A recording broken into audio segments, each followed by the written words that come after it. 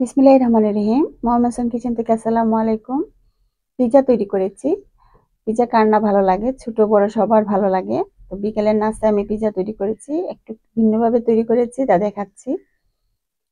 আমি একটা বড় রুটি বেলে নিয়েছি, রুটির মধ্যে সসেস কেটে দিয়ে দিয়েছি, সাইডে দিয়ে একটু মুড়িয়ে নিলাম রুটিটাকে।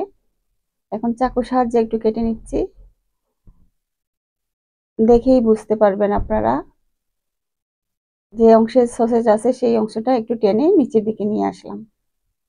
খুবই সহজে করা যায় এবং বাচ্চারা অনেক পছন্দ করে। এইভাবে করে নিলে আমার বাচ্চাদের খুবই ভালো লেগেছে। আমি একটা আলুকে ছোট ছোট করে ফ্রেঞ্চ ফ্রাইয়ের মতো ভেজে নিয়েছি। ক্যাপসিকাম দিয়ে দিলাম, সসেজ দিয়ে দিলাম কেটে ছোট ছোট করে। সস দিয়ে দিচ্ছি, চিলি সস বা টমেটো সস দিয়ে দেবেন। এখন একটু চিজ দিয়ে দেব, আর কিছু দিই নেই।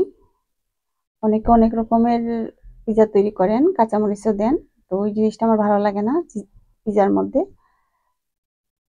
আমার হয়ে গিয়েছে, এখন আমি ওভেনে দিয়ে দেব।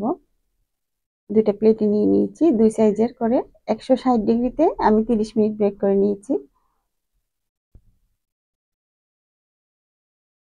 দেখেন হয়ে গিয়েছে, 30 মিনিট পরে আমি নামিয়ে নিয়েছি। ভালো থাকবেন সবাই। আল্লাহ হাফেজ।